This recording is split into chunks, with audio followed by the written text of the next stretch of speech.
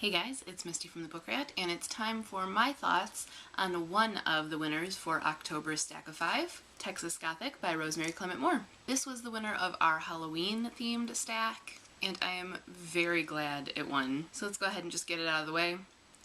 Huge thumbs up.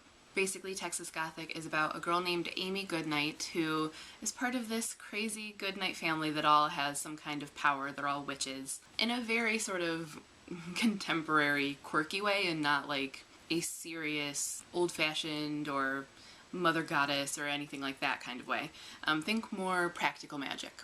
Amy has sort of distanced herself from that and tries to be the normal one in the family, but when she does some house sitting for her aunt over the summer and a centuries-old body is unearthed next door and suddenly there's a ghost haunting her and potentially knocking people out and trying to kill them, she kind of finds herself drawn back in. Texas Gothic was not at all what I expected it to be, and I could not be more pleased about that. Now, that's not to say I didn't think I was going to like it, because I wouldn't have bought it otherwise. I definitely thought I was going to, but I thought it was just going to be more straightforward, paranormal, kind of chilling ghost story. I mean, the cover kind of gives that impression. It's not really a lighthearted, cutesy cover, it's legit ghost story cover.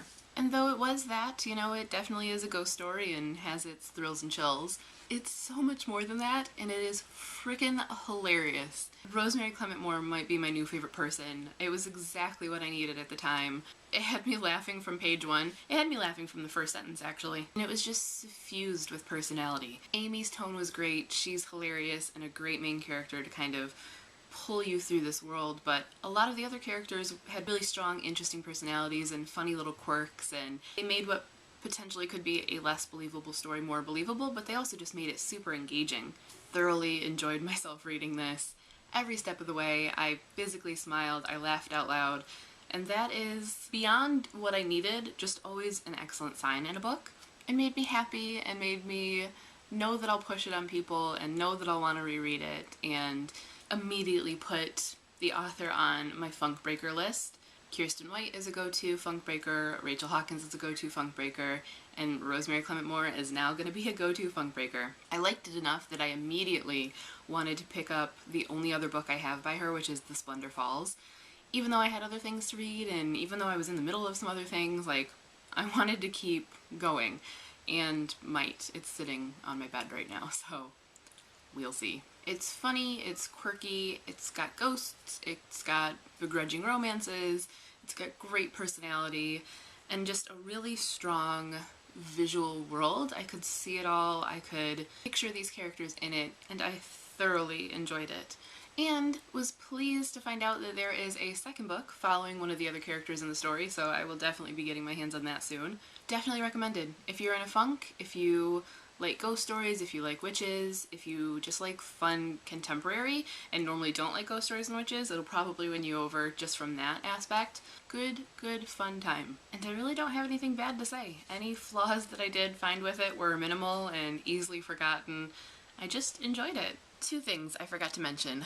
One, there's this sort of Scooby-Doo, Nancy Drew vibe to the whole thing, which normally Scooby-Dooisms kind of irritate me in books, but in this case it really worked because it was kind of fun and tongue-in-cheek, and Rosemary Clement-Moore made open jokes about it, so it was planned rather than just an authorly crutch. The other thing is that Rosemary Clement-Moore has this way of injecting humor into moments of sexual tension that was just really well done and not something you get a lot of. People like to really amp up the sexual tension and they don't want to let the readers down, they don't want to let it, you know, die. And it's not always suited to the book. Sometimes it can feel really dramatic and whatever. And in this case, every time there would be this moment of building tension or potential for something to happen, Amy would say or do or think something that was just absolutely hilarious. And it was perfectly in keeping with her character, but it also was just a great way to kind of break the tension in a believable, non-irritating way, and add again to that personality of the story and kind of set it apart a little bit. I really like when someone can juggle two different things, different styles, two different tones at once and make them work together and play off of each other so that they seem even more in respect to each other. I really have to hand it to her for that, and I liked it and thought it really added to the story. So Just needed to mention those two things before I let you guys go. So that was my thoughts on Texas Gothic by Rosemary Clement-Moore, which I would suggest you pick up a copy of next time you're in a reading slump and need something to brighten your day and break you out of it. That's all for this Stack of 5 review. As always, thanks for watching and happy reading!